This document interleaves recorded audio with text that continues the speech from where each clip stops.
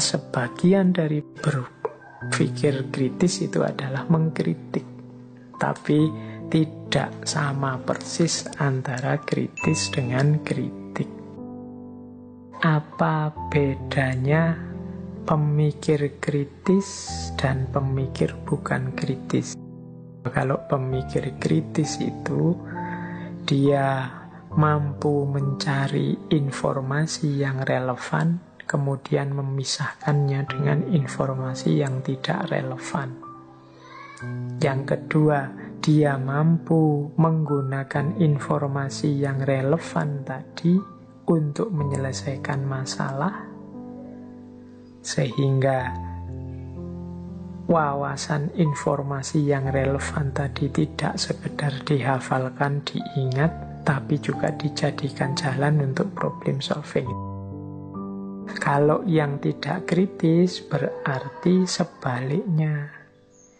Dia hanya pokoknya ada fakta, ada informasi, dikumpulkan semua. Semuanya dianggap sama pentingnya. Nah, ini namanya tidak kritis. Kalau teman-teman nanti mungkin nulis skripsi, tesis, atau disertasi, kemampuan mencari informasi yang relevan ini penting. Kalau kita tidak cerdas, tidak kritis mencari informasi, mungkin kita akan banyak keluar biaya, banyak keluar tenaga. Harusnya butuh data hanya 5, kita bisa mencari 10, 20. Karena kita tidak mampu menyeleksi sampai ketemu yang 5 tadi, akhirnya semua dikumpulkan saja. Nah, ini malah menyusahkan.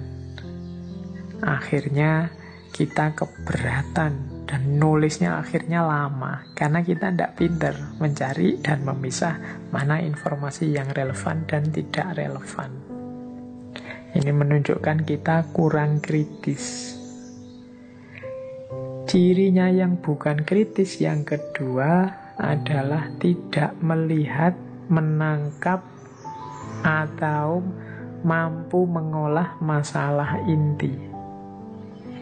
Ya karena dia hanya menghafalkan fakta, menghafalkan informasi, akhirnya tidak mampu mengelola persoalan, tidak mampu menyelesaikan masalah. Bisanya kan cuma reseptif, menerima informasi, menerima wawasan dari yang lain. Nah, ini juga ciri kalau kita teorinya banyak, konsepnya banyak, hafal hikmah-hikmah di mana-mana, tapi tidak bisa kita terjemahkan dalam kehidupan sehari-hari untuk menyelesaikan masalah-masalah kita, kemungkinan kita memang kurang kritis. Nah, jadi kemampuan kritis ternyata penting. Tapi teman-teman sebagai pemikir yang kritis harusnya mampu memilah mana yang relevan, mana yang tidak relevan.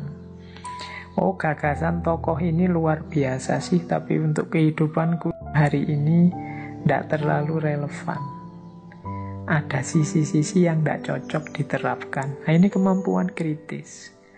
Wah, Indonesia kita ini, situasi di sekeliling kita ini sekarang ada problem ini. Solusi yang tepat menurut saya ya teori ini, dari tokoh ini, yang saya sudah paham sebelumnya.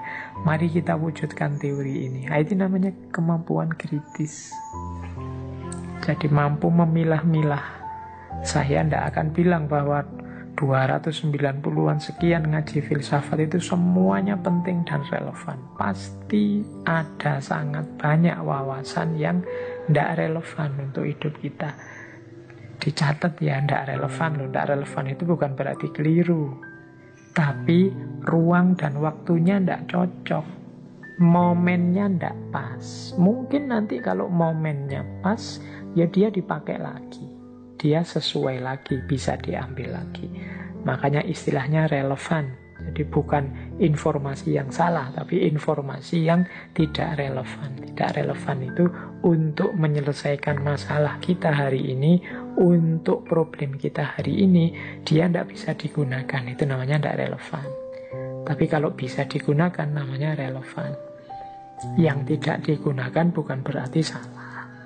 Mungkin dia cocoknya untuk situasi yang lain. Jadi inilah bedanya pemikir kritis dan pemikir bukan kritis.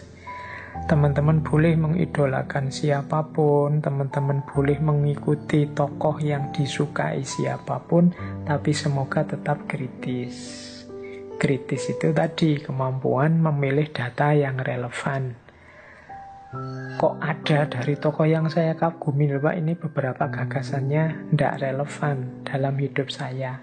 Ya, diingat-ingat saja, tidak relevan itu bukan berarti salah. Tapi gagasan itu untuk situasimu hari ini, saat ini tidak cocok, kan itu saja. Mungkin besok kalau situasinya berubah, dia cocok lagi, sesuai lagi. Oke, jadi itu ya bedanya kritis dan tidak kritis.